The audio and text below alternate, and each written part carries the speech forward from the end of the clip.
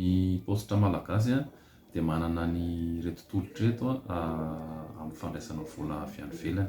Manana izy ny Western Union, dia manana ihany koa izy ny Global Transfer. Ny Western Union moa dia iarahantsika mahalala fa maneran-tany, izany hoe avy amin'ireo firenena any ivelany ireo dia presque mifandray amintsika amin'ny fandefasana an'io Western Union io. Ny Global Transfer izy io indray dia vola avy any ivelany ihany koa, ifandraisantsika amin'ny France zany izy io.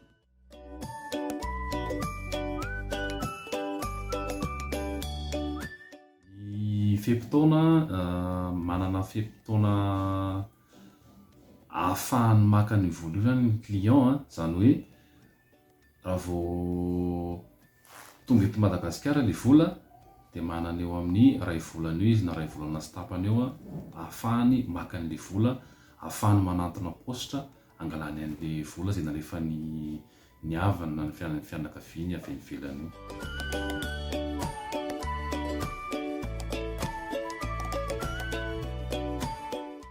Ny taratasy ilaina indray rehefa hakan'ny vola ny mpanjifa dia ireto manaraka ireto.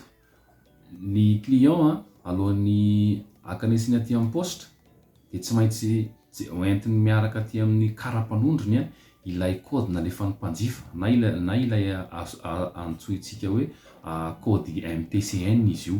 Dia io kôdy io no entiny manantona ny postra miaraka amin'ny kara-panondro. Raha ohatra ka mihoatra ny 3 millions d'ariary ilay vola alain'ny mpanjifa dia amin'iny izy mila mitondra certificat de résidence miaraka amin'ilay kara-panondro zany.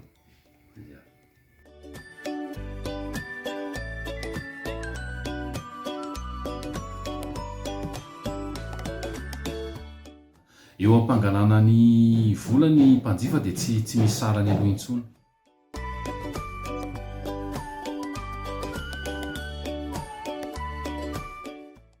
Amin'ny ankapobeny efa misandrahaka eraky ny Madagasikara io tolotra io eo anivon'ny postra, izany hoe eo amin'ny 80 na 80 isa eo ny birao mandray anjara amin'ny tolotra io manerana ny nosy. Tsy ilaza fotsiny hoe raha ny eto Antananarivo manokana dia efa manao an'ireo tolotra ireo daholo ny birao postra eto Antananarivo.